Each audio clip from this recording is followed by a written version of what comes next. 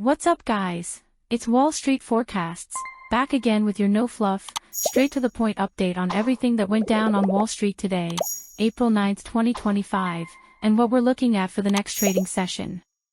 Whether you're a day trader, swing trader, or just trying to make sense of the madness, I've got you covered.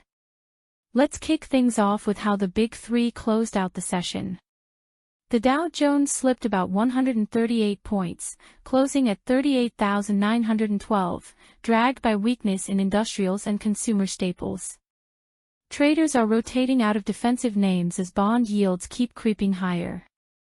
The S&P 500 held up better, finishing just 8 points down at 5,204, mainly because tech stayed afloat. Apple and Microsoft helped limit the damage after both stocks caught some positive analyst chatter this morning. The Nasdaq Composite lost around 45 points, settling at 16,277. Nothing too alarming, but semis gave up some of yesterday's gains. Nvidia and AMD both closed slightly red after a strong run.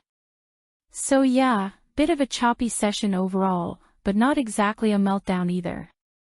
Now, here's where things get interesting. Top gainers today. Delta Airlines, DL, popped over 4% after beating earnings this morning and raising full-year guidance. Summer travel demand looks solid and oil prices cooled a bit, so airline bulls got a little something to smile about.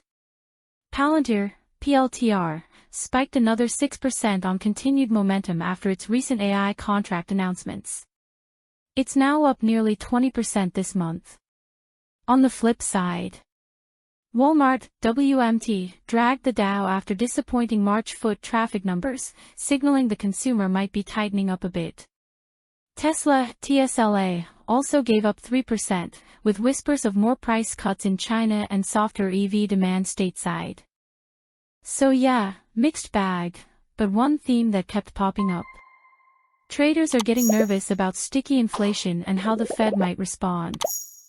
Alright, let's talk about the elephant in the room. Loudspeaker Fed speak is heating up again. Today we heard from Minneapolis Fed President Neel Kashkari, who didn't mince words. He said rate cuts are not appropriate until inflation is clearly on a sustainable path down. That sent bond yields higher across the curve, with the 10-year Treasury yield hitting 4.43%, the highest in 3 weeks. We've also got the March CPI report dropping tomorrow morning at 8:30 a.m. Eastern, and that's going to be the number to watch. If headline inflation comes in hot, you can bet the market's current June rate cut fantasy might get pushed out again.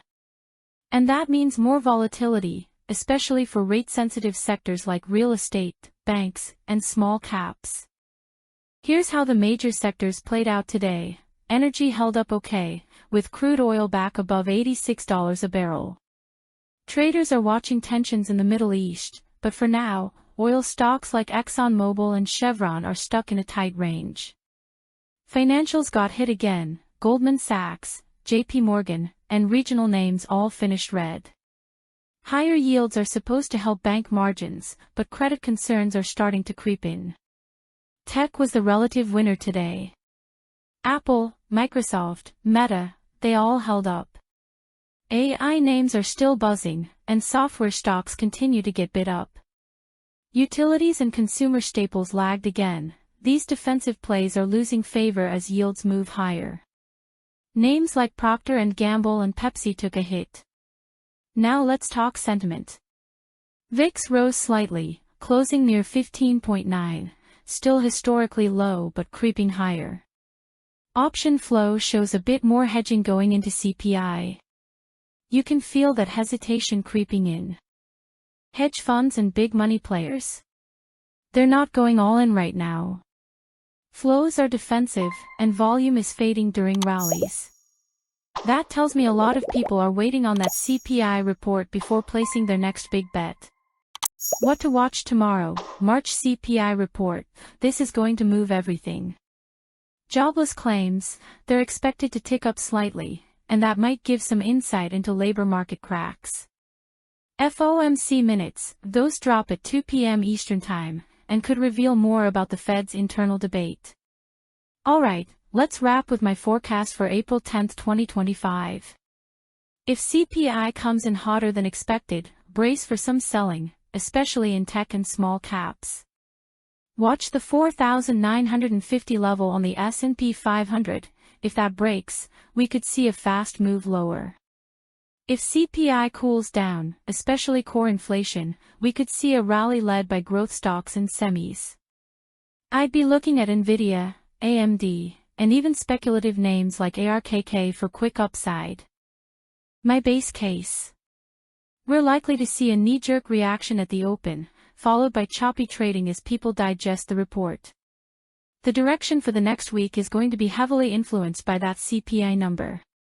If you're a swing trader, this is the time to stay light and nimble. Tighten stops. Be ready to flip if the market does. Long-term investors. Sit tight and keep your eyes on earnings next week. Alright folks, that's a wrap for your April 9th US stock market recap and April 10th forecast. Keep your eyes on the CPI report first thing in the morning, it's gonna set the tone. If this gave you value, smash that like button. Drop a comment with the tickers you're watching. And don't forget to subscribe so you don't miss tomorrow's breakdown right after the bell. Until then, trade smart, stay patient, and don't let the headlines trade for you. Peace.